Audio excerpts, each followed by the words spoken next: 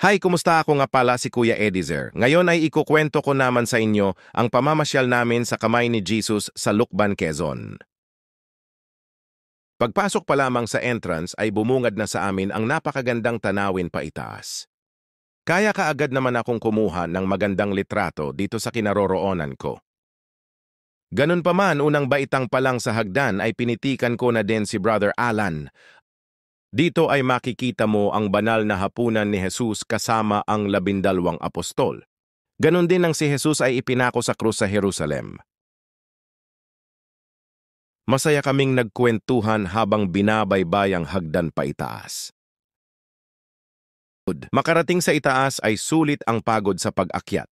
Dito ay matatanaw mo ang napakagandang tanawin sa ibaba at ang malaking estatwa ni Jesus ay iyong mahahawakan. Nang makababa kami ay nanginig ang aming tuhod o nangatog kayo, naranasan nyo rin ba ito? Ikaw, ikwento mo naman sa amin ang karanasan mo sa comment section. Paalam mga idolo, maraming salamat sa muli mong panonood. At kung hindi ka pa nakafollow sa akin, baka naman